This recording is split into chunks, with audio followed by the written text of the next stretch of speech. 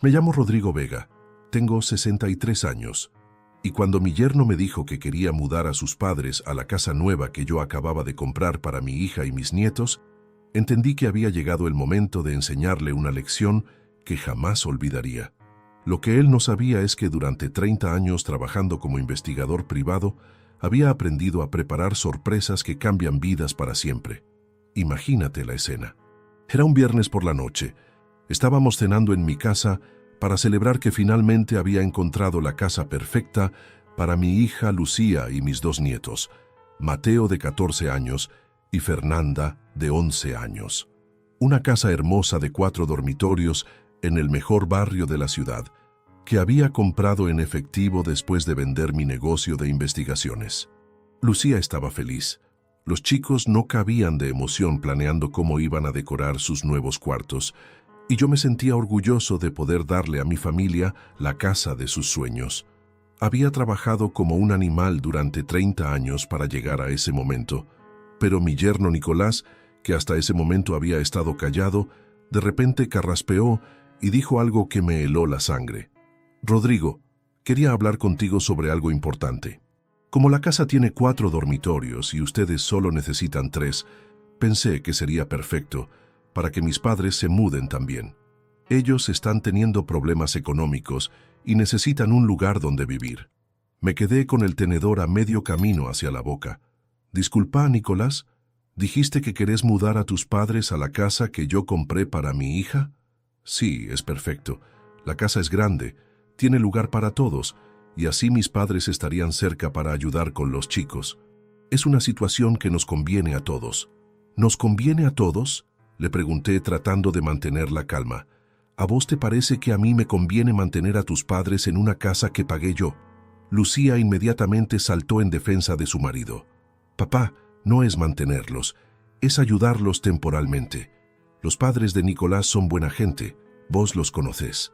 «Los conozco, sí, y sé que hace 5 años que están temporalmente sin trabajo. Y sé que viven de favor en casa de la hermana de Nicolás hace 2 años». Nicolás se puso a la defensiva. «Rodrigo, no es culpa de ellos que el negocio familiar haya quebrado. Fueron víctimas de la crisis económica». «¿Víctimas?», le pregunté con ironía. «¿O víctimas de haber gastado más de lo que tenían durante años sin ahorrar nada para las épocas difíciles?» «Papá, por favor», me interrumpió Lucía, «no hables así de los abuelos de mis hijos. Lucía, yo compré esa casa para vos y para mis nietos, no para que se convirtiera en un hogar de ancianos donde yo mantenga a la familia política». Nicolás se paró de la mesa.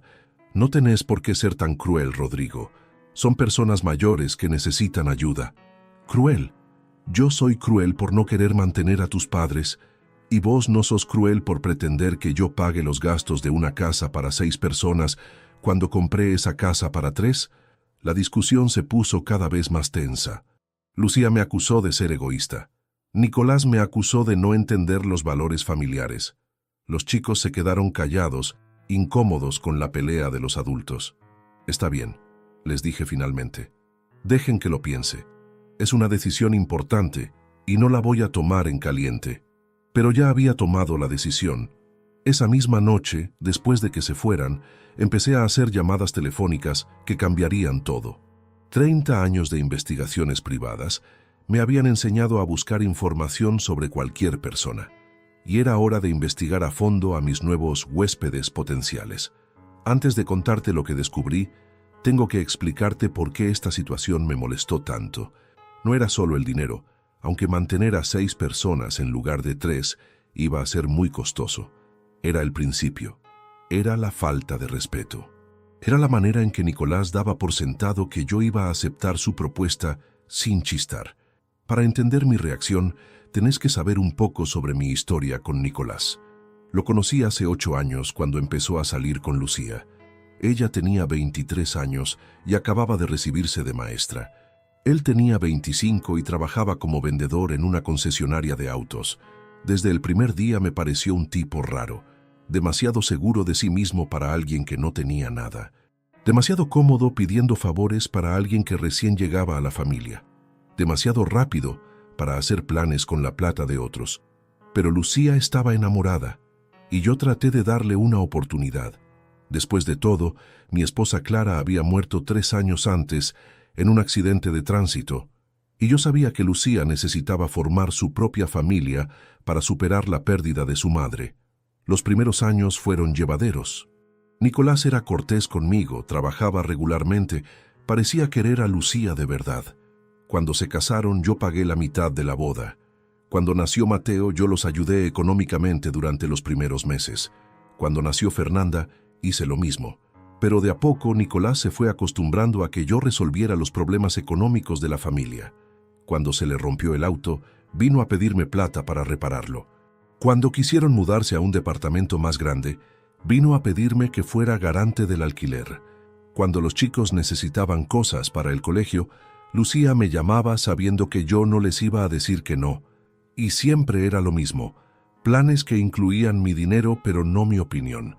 Decisiones tomadas entre ellos que después me presentaban como hechos consumados, esperando que yo pusiera la plata sin hacer preguntas. La gota que rebalsó el vaso fue cuando decidí vender mi empresa de investigaciones. Había trabajado 30 años construyendo ese negocio y finalmente encontré un comprador que me ofreció una suma que me permitiría jubilarme cómodamente.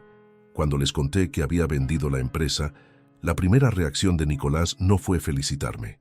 Fue preguntarme qué iba a hacer con el dinero. «Rodrigo, ahora que tenés capital disponible, ¿no te parece que sería un buen momento para comprar una casa para nosotros? El alquiler es tirar plata, y si vos comprás, después la casa queda para los chicos». Otra vez lo mismo. Mi dinero, sus planes.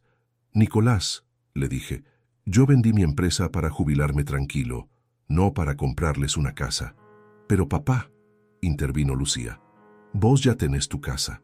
Nosotros necesitamos un lugar propio para criar a los chicos». Y no se les ocurrió nunca ahorrar para comprar su propia casa, o sacar un crédito hipotecario como hace cualquier familia normal. «Con los sueldos que tenemos, es imposible calificar para un crédito», me explicó Nicolás. «Pero si vos comprás la casa y nosotros te pagamos como si fuera un alquiler, todos ganamos». Al final, después de meses de presión, acepté comprarles una casa, pero no por las razones que ellos creían. Lo hice porque quería que mis nietos tuvieran un lugar lindo donde crecer. Lo hice porque sabía que Lucía se merecía algo mejor que el departamento diminuto donde vivían. Y lo hice porque pensé que tener una casa propia iba a hacer que Nicolás madurara y dejara de depender de mí para todo. Pasé 2 meses buscando la casa perfecta.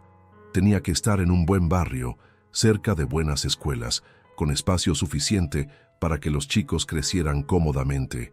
Finalmente encontré una casa hermosa, 4 dormitorios, 3 baños, jardín grande, garage doble, en el mejor barrio de la ciudad. Costó $300,000. Los pagué en efectivo, sin hipoteca, sin deudas. La casa quedó a mi nombre, pero con la promesa de que algún día se la transferiría a Lucía y los chicos. Y ahora, antes de que siquiera se mudaran, Nicolás ya estaba planeando cómo usar mi casa para resolver los problemas de su familia. Esa noche, después de la cena desastrosa, empecé mi investigación. Como investigador privado, tenía acceso a bases de datos que la gente común no puede consultar. También tenía contactos en bancos, en el registro civil, en organismos gubernamentales. Lo que descubrí sobre los padres de Nicolás fue revelador. Primero investigué a su padre, Roberto Peralta.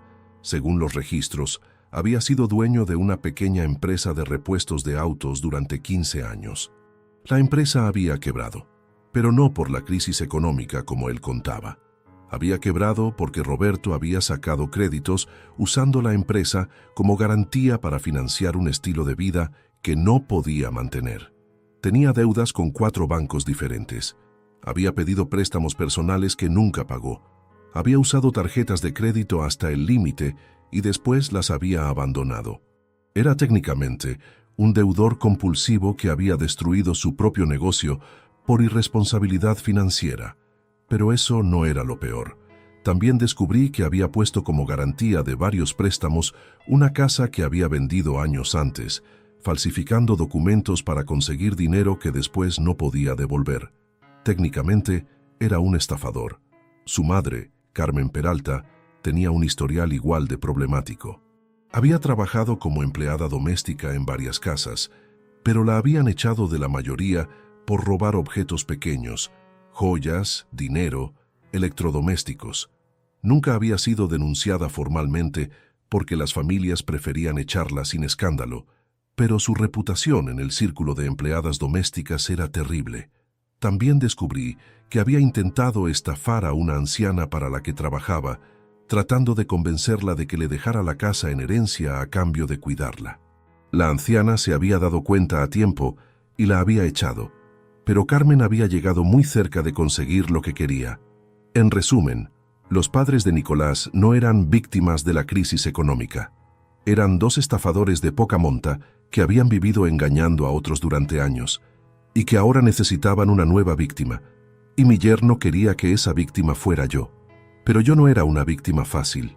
Era un investigador privado con 30 años de experiencia, desenmascarando mentirosos y estafadores, y tenía un plan para darles una lección que jamás olvidarían. El lunes siguiente llamé a Nicolás. Nicolás, estuve pensando en tu propuesta sobre tus padres. Me parece que tenés razón. La casa es grande, hay lugar para todos, y la familia debe ayudarse en los momentos difíciles. Se quedó callado durante un momento, sorprendido por mi cambio de actitud. ¿En serio, Rodrigo, estás de acuerdo? Completamente. De hecho, quiero conocer mejor a tus padres antes de que se muden. ¿Por qué no los invitas a cenar el viernes? Así charlamos sobre cómo va a ser la convivencia. Perfecto. Ellos van a estar felices. Te aseguro que son personas maravillosas. Estoy seguro de que sí. Durante esa semana, terminé de preparar mi sorpresa. Contraté a un amigo investigador para que recopilara toda la información posible sobre los Peralta. Pedí copias certificadas de todos los juicios que tenían pendientes. Conseguí testimonios de personas que habían sido estafadas por ellos. Armé un expediente completo de su historial delictivo. También contraté a un abogado especializado en derecho penal para que revisara toda la información y me dijera exactamente qué delitos habían cometido y cuáles eran las penas que les correspondían. Y finalmente, preparé una presentación audiovisual con toda la información, como las que solía hacer para mis clientes cuando les entregaba los resultados de una investigación. El viernes llegó la gran noche. Roberto y Carmen Peralta llegaron a mi casa vestidos como para una ocasión especial. Eran dos personas de unos 60 años, bien cuidadas, que sabían cómo dar una buena primera impresión. «Rodrigo», me dijo Roberto estrechándome la mano, «no sabes lo agradecidos que estamos por tu generosidad. No cualquiera abriría su casa a gente que recién conoce». «Es verdad», agregó Carmen. «Nicolás nos contó que sos una persona de gran corazón. Se nota que criaste muy bien a Lucía». Durante la cena fueron encantadores. Roberto me contó la historia oficial de su quiebra, la crisis económica, la falta de clientes, los impuestos altos, todos los factores externos que habían destruido su negocio. Carmen me habló de lo difícil que era conseguir trabajo a su edad, de lo caros que estaban los alquileres, de lo mucho que extrañaban tener una casa propia. Lucía y Nicolás estaban felices viendo que nos llevábamos bien. Los chicos habían hecho buena onda con sus nuevos abuelos. Todo parecía perfecto. Después de la cena, cuando estábamos tomando café en el living, decidí que había llegado el momento de mi presentación. «Roberto, Carmen», les dije, «antes de que tomemos la decisión definitiva sobre la mudanza, me gustaría mostrarles algo. Como investigador privado tengo la costumbre de verificar la información que me dan. Espero que no se ofendan». Roberto y Carmen se miraron entre ellos, un poco nerviosos. «Por supuesto, Rodrigo», dijo Roberto. «Es comprensible que quieras conocer un poco más sobre nosotros». Conecté mi laptop al televisor y empecé la presentación. «Primera diapositiva», dije con voz profesional. «Roberto Peralta, estafas documentadas entre 2010 y 2018». En la pantalla aparecieron copias de documentos bancarios, contratos falsificados, denuncias de acreedores. Roberto se puso pálido. Segunda diapositiva. Carmen Peralta. Robos denunciados y no denunciados entre 2005 y 2020. Aparecieron fotos de objetos robados, testimonios de ex empleadores, comprobantes de pagos que habían hecho las familias para evitar denuncias. Tercera diapositiva. Deudas actuales de la familia Peralta. La pantalla se llenó de números rojos, bancos, financieras, prestamistas, tarjetas de crédito. Una montaña de deudas que totalizaba más de 200,000 pesos. Cuarta diapositiva. Juicios en curso contra Roberto y Carmen Peralta. Documentos judiciales, citaciones, órdenes de embargo.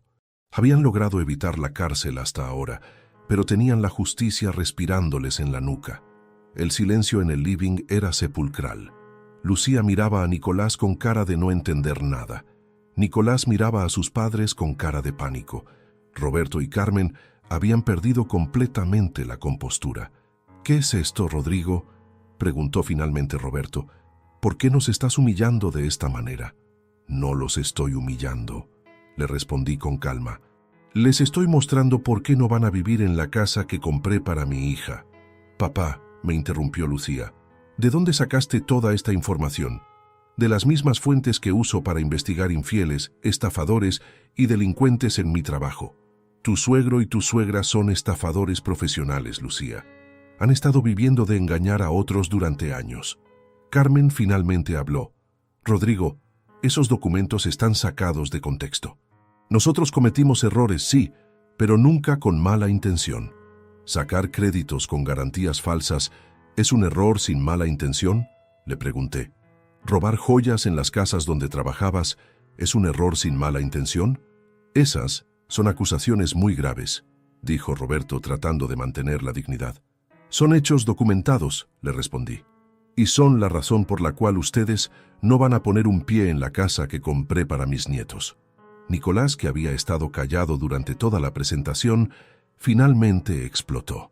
«Rodrigo, esto es una locura. Son mis padres. No podés tratarlos así». «Nicolás», le dije mirándolo fijo a los ojos, «tus padres son estafadores, y vos sabías perfectamente quiénes eran cuando me pediste que los recibiera en mi casa. Yo no sabía nada de esto». «¿En serio? ¿Tu propio padre perdió su negocio por estafas y vos no sabías nada? ¿Tu madre fue echada de 3 trabajos por robar y vos no tenías idea?». Lucía se paró de la mesa, furiosa. «Papá, esto es demasiado. Aunque sea verdad todo lo que estás diciendo, no tenías derecho a humillarlos de esta manera». «¿Humillarlos?». «Lucía, estos dos vinieron a mi casa con la intención de estafarse. ¿Te pensás que casualmente tienen problemas económicos justo cuando yo compro una casa grande? ¿Te pensás que casualmente Nicolás me propone que vivan acá justo después de que yo venda mi empresa?». Roberto se paró también. «Rodrigo, esto es un malentendido. Nosotros nunca tuvimos intención de estafarte». «¿No? Entonces explícame esto». Puse la última diapositiva. Era una transcripción de una conversación telefónica entre Roberto y Carmen que mi contacto en la compañía telefónica había conseguido para mí. «Roberto, el viejo es perfecto, tiene plata, vive solo y está desesperado por ayudar a su hija». Carmen: «Y lo mejor es que Nicolás ya lo tiene ablandado, le compró la casa sin chistar». Roberto: «Una vez que estemos viviendo ahí va a ser muy difícil que nos eche. Y si se pone problemático, siempre podemos usar a los chicos como excusa». Carmen: «Es exactamente lo mismo que hicimos con la hermana de Nicolás, solo que esta vez el target tiene mucha más plata». El silencio que siguió a la lectura de esa transcripción fue absoluto. Roberto y Carmen habían perdido completamente la máscara. Nicolás se había puesto verde. Lucía los miraba como si los viera por primera vez en su vida. «Ahora», les dije, «quiero que escuchen atentamente lo que va a pasar a partir de este momento». Me paré y adopté el tono profesional que usaba cuando entregaba mis informes finales a los clientes. «Primero, Roberto y Carmen Peralta van a salir de mi casa inmediatamente y no van a volver nunca más. Segundo, Nicolás va a elegir entre su familia de estafadores y la familia que formó con mi hija. Si elige a sus padres, se puede ir con ellos y no volver más. Tercero, la casa que compré para Lucía y mis nietos va a ser transferida a un fideicomiso que garantice que solamente ellos puedan vivir ahí. Ningún familiar político va a poder mudarse jamás. Cuarto, Si alguno de ustedes tres intenta acercarse a mis nietos sin mi autorización, voy a presentar todas estas pruebas en la justicia y se van a podrir en la cárcel. Roberto trató de protestar. Rodrigo, esto es una exageración. Nosotros somos gente honesta, que pasó por momentos difíciles. Ustedes son estafadores que eligieron mal a su víctima, le respondí. La diferencia entre ustedes y yo es que yo sé reconocer a un estafador desde el primer día, y ustedes pensaron que era un viejo tonto con plata. Carmen empezó a llorar, pero eran lágrimas de actuación. Rodrigo, por favor, pensá en los nietos, ellos nos quieren. Los nietos van a estar perfectamente sin abuelos estafadores en sus vidas. De hecho, van a estar mejor. Lucía finalmente habló. Papá, aunque tengas razón sobre ellos, no podés obligar a Nicolás a elegir entre su familia y nosotros. No lo estoy obligando a nada, Lucía. Le estoy dando información para que tome una decisión informada. Ahora sabe exactamente quiénes son sus padres. Si quiere seguir defendiéndolos después de ver todas las pruebas, esa es su decisión. Nicolás había estado callado durante todo mi ultimátum, pero ahora se acercó a mí. Rodrigo, entiendo que estés enojado. Entiendo que la información que encontraste es comprometedora, pero son mis padres. No puedo abandonarlos. Nicolás, le dije, durante 8 años te ayudé económicamente cada vez que tuviste problemas. Te pagué reparaciones del auto, te avalé alquileres, te compré una casa, y tu manera de agradecerme fue traer a tu familia de estafadores para que me roben. Yo no sabía que ellos habían hecho esas cosas, pero sabías que siempre tenían problemas de plata. Sabías que no podían mantenerse solos. Sabías que iban a ser una carga económica para mí. Y aún así me los quisiste meter en casa. Pensé que vos podías ayudarlos. ¿Con mi plata? ¿Sin consultarme? ¿Después de todo lo que ya hice por ustedes? Nicolás se quedó callado porque sabía que tenía razón. Toma tu decisión, le dije. Te doy 5 minutos. Esos 5 minutos fueron los más tensos de mi vida. Roberto y Carmen habían salido al jardín a hablar en voz baja, probablemente planeando su próximo movimiento. Lucía estaba sentada en el sillón con cara de no entender nada de lo que estaba pasando. Los chicos se habían ido a su cuarto, asustados por la tensión. Finalmente, Nicolás volvió del jardín donde había estado hablando con sus padres. «Rodrigo», me dijo, «mis padres van a buscar otro lugar donde vivir. No van a mudarse a la casa nueva. ¿Y el resto de mis condiciones? También las acepto. ¿Estás seguro? Porque si después cambias de opinión, no va a haber marcha atrás». «Estoy seguro». Roberto y Carmen se acercaron para despedirse. Ya no eran las personas encantadoras que habían llegado 3 horas antes. Ahora se veían como lo que realmente eran, 2 estafadores descubiertos que habían perdido a su próxima víctima. «Rodrigo», me dijo Roberto, «esperamos que algún día puedas perdonarnos». «Roberto», le respondí, «yo no tengo nada que perdonarles porque nunca me estafaron, pero tampoco tengo nada que agradecerles porque nunca me ayudaron. Simplemente desaparezcan de nuestras vidas». Carmen también quiso decir algo, pero yo la paré con un gesto. «Carmen, ahórrate el discurso. Ya sé lo que me vas a decir, que son buenas personas que cometieron errores, que merecen una segunda oportunidad, que los nietos los van a extrañar. Pero vos y yo sabemos que eso es mentira. Ustedes vinieron acá a estafarme, y lo único que lamentan es no haber tenido éxito. Se fueron esa misma noche. Nicolás los llevó hasta la casa de la hermana, donde se habían estado quedando antes de planear la mudanza a mi casa. Cuando volvió, Lucía y él se quedaron charlando conmigo hasta muy tarde. «Papá», me dijo Lucía, «sé que hiciste lo correcto, pero me duele que hayas tenido que llegar a estos extremos». «A mí también me duele, Lucía, pero era la única manera de protegernos de 2 personas que vinieron a nuestra casa con muy malas intenciones». «¿En serio pensás que nos querían estafar?» «Lucía, yo he investigado a cientos de estafadores durante mi carrera. Roberto y Carmen tienen el perfil perfecto. Buscan víctimas mayores con dinero, se acercan a través de familiares, se instalan como huéspedes temporarios y después es muy difícil sacarlos». Nicolás también habló.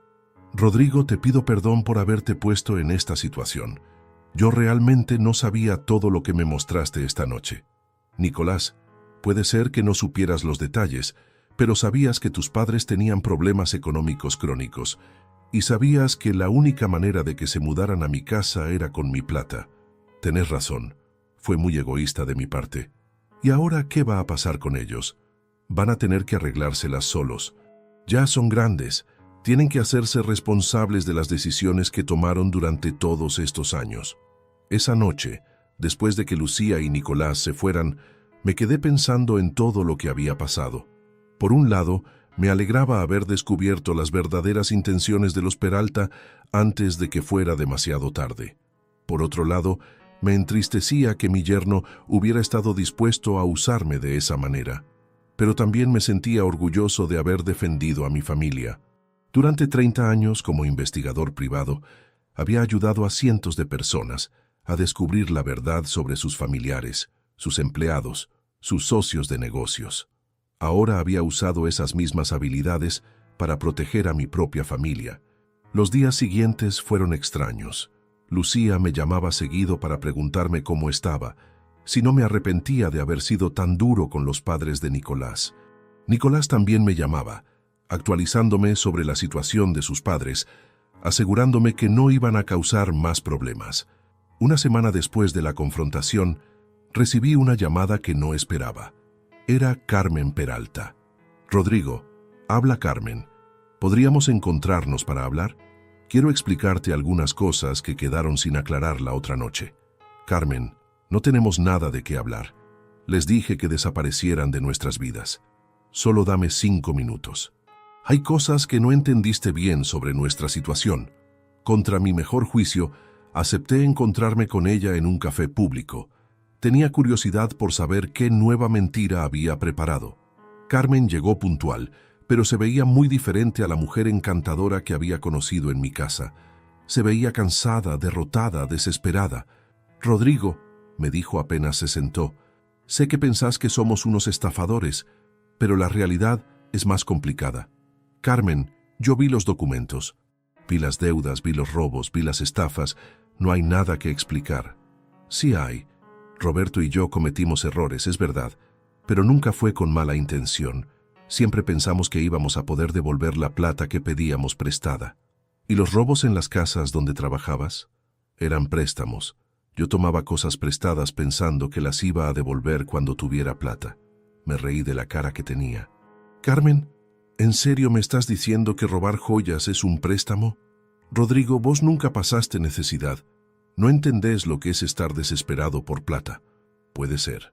Pero sí entiendo lo que es trabajar honestamente durante 30 años para ganar esa plata. Y entiendo lo que es cuando alguien trata de robártela». Carmen empezó a llorar, y esta vez parecían lágrimas genuinas. «¿Qué querés que haga, Rodrigo? ¿Querés que me muera de hambre en la calle? ¿Querés que Roberto termine preso? Quiero que dejen de ser estafadores y consigan trabajos honestos como cualquier persona normal. A nuestra edad es imposible conseguir trabajo.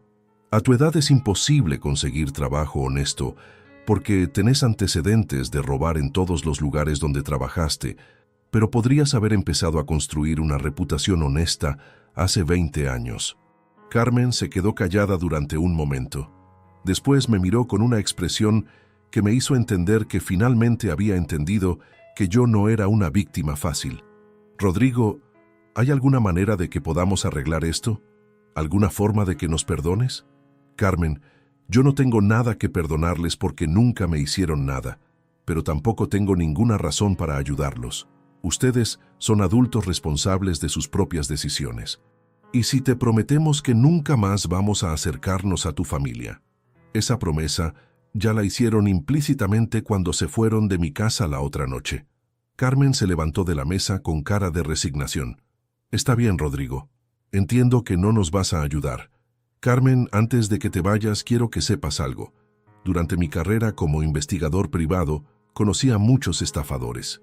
Los mejores eran los que realmente creían que estaban haciendo algo bueno, que sus víctimas podían permitirse ser estafadas, que sus problemas justificaban sus acciones. ¿Y qué querés decir con eso? Que el primer paso para dejar de ser estafador es admitir que sos estafador. Mientras sigas pensando que sos una víctima de las circunstancias, vas a seguir buscando gente a quien estafarle». Se fue sin responder. Fue la última vez que hablé con ella. 2 semanas después, La familia se mudó a la casa nueva.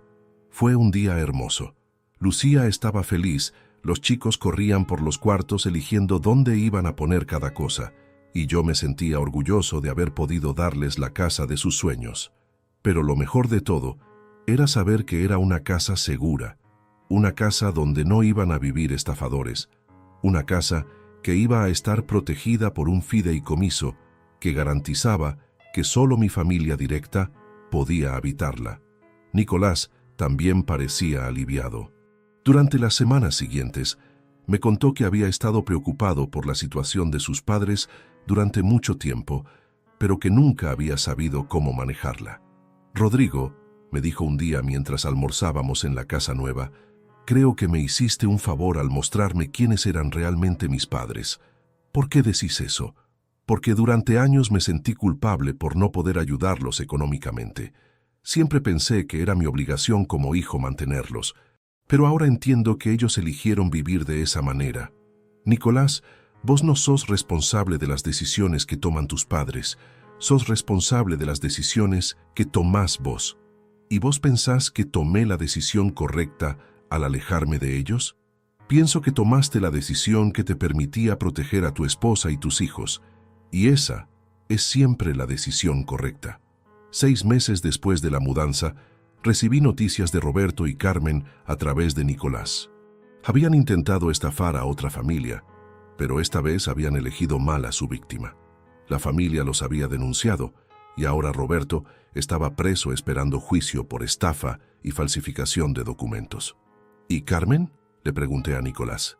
Está viviendo en un hogar de ancianos del gobierno. Parece que finalmente se acabaron las familias dispuestas a mantenerla. No sentí alegría por la noticia, pero tampoco sentí pena. Roberto y Carmen habían elegido vivir como estafadores durante décadas.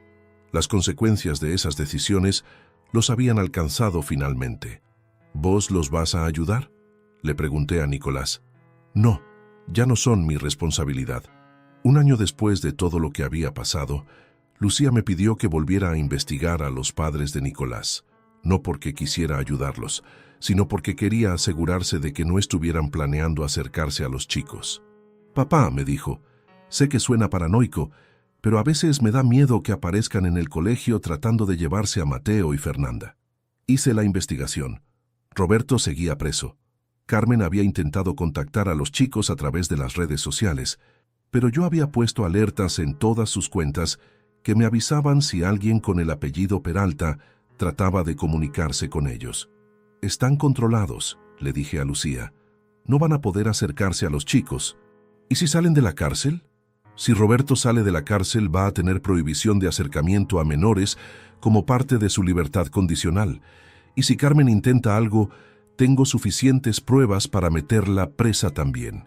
Lucía se quedó más tranquila con esa información. Durante ese año, la vida familiar se estabilizó completamente. Mateo y Fernanda se adaptaron perfectamente a la casa nueva. Estaban en una escuela excelente, tenían amigos nuevos y, lo más importante, estaban creciendo en un ambiente seguro.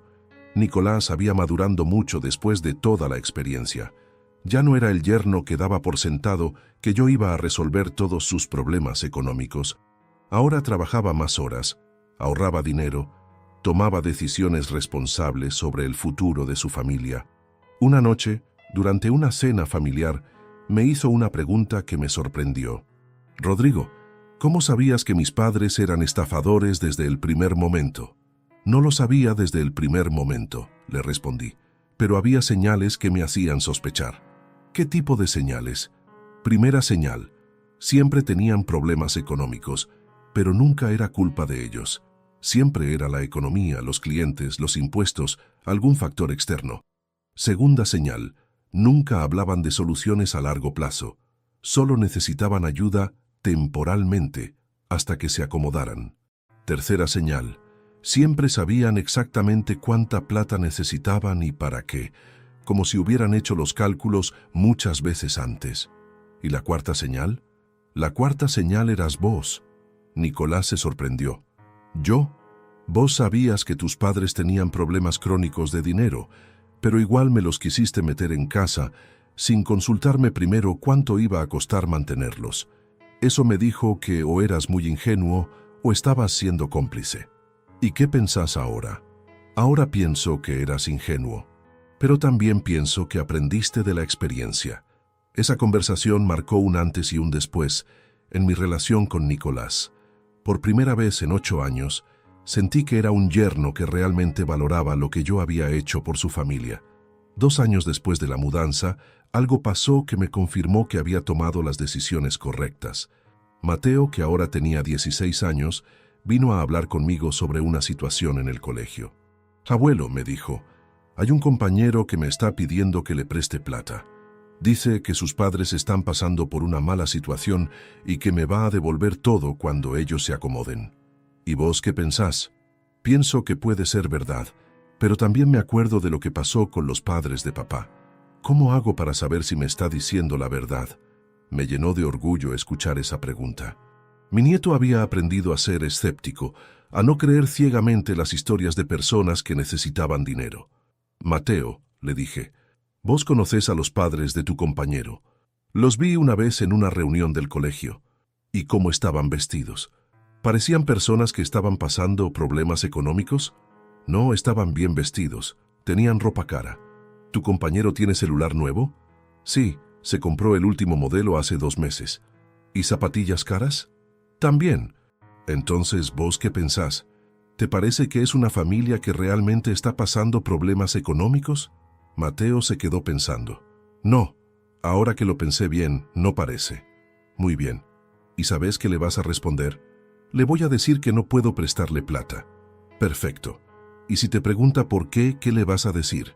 «Que no presto plata a compañeros del colegio». Excelente respuesta. Simple, directa, y no necesitas justificarla. Esa conversación me demostró que mis nietos estaban aprendiendo las lecciones correctas sobre el dinero, sobre la familia y sobre cómo protegerse de personas que quieren aprovecharse de otros.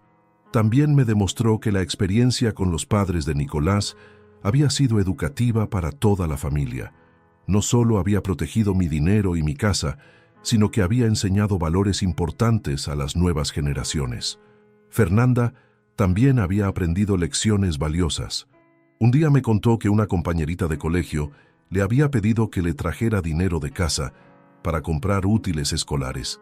«¿Y vos qué hiciste?», le pregunté. Le dije que tenía que hablar con sus padres, no conmigo, y que si realmente necesitaba útiles, podía hablar con la maestra. «¿Y qué pasó?». «Se enojó conmigo y me dijo que yo era mala». «¿Y vos cómo te sentiste?».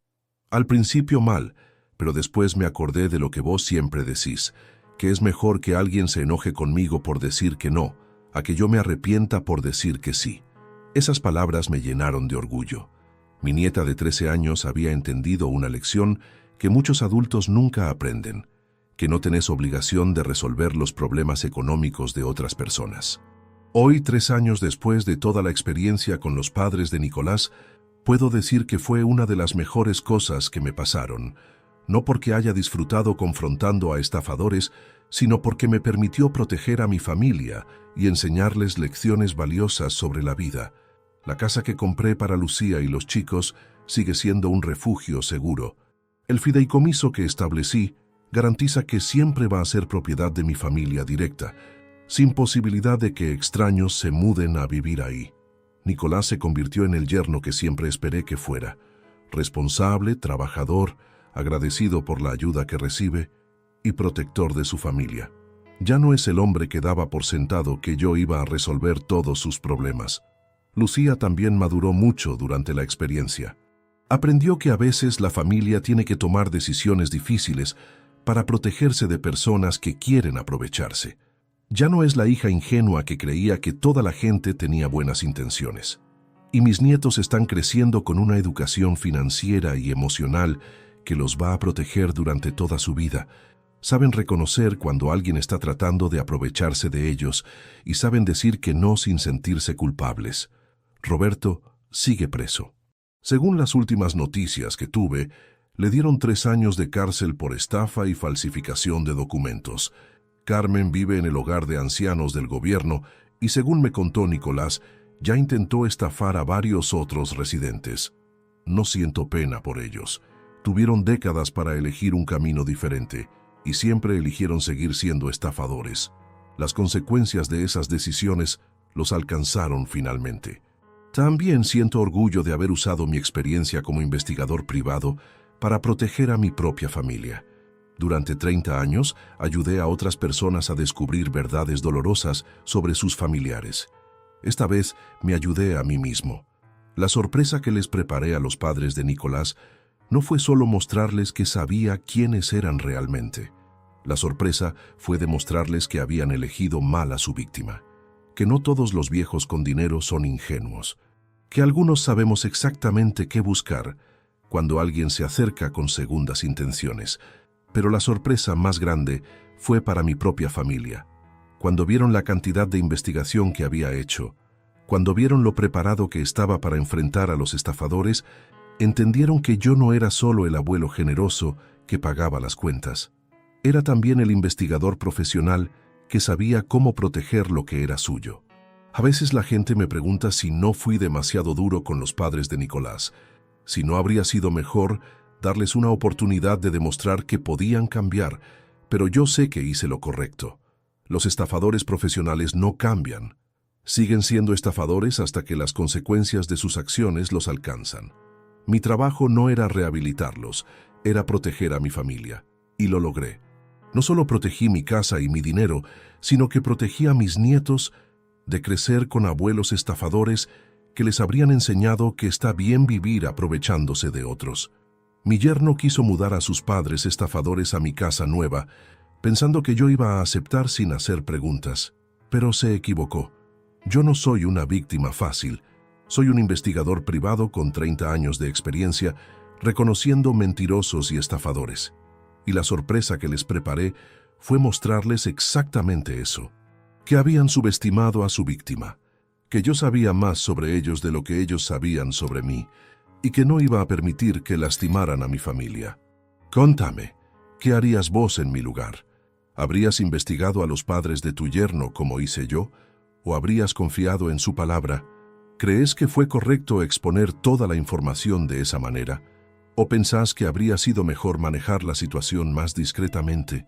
Y sobre todo, contame desde qué ciudad me estás escuchando, porque me gusta saber que hay gente en todo el mundo que entiende que a veces hay que ser inteligente para proteger a la familia. Al final del día, lo que aprendí de toda esta experiencia es que la generosidad no puede ser sinónimo de ingenuidad. Podés ser una persona generosa que ayuda a su familia, pero también tenés que ser una persona inteligente que sabe cuándo alguien se está aprovechando de vos. La diferencia entre ayudar y ser estafado está en la información. Si conoces la verdad sobre las personas a las que estás ayudando, podés tomar decisiones informadas. Si actúas a ciegas, sos una víctima esperando que aparezca el estafador indicado. Yo elegí conocer la verdad, y esa verdad protegió a mi familia de 2 estafadores que querían convertir mi generosidad en su modo de vida. La sorpresa que les preparé no fue solo para ellos, fue para toda mi familia que aprendió que el abuelo generoso también sabía ser el investigador inteligente cuando era necesario. Y esa es una lección que mis nietos van a recordar toda la vida.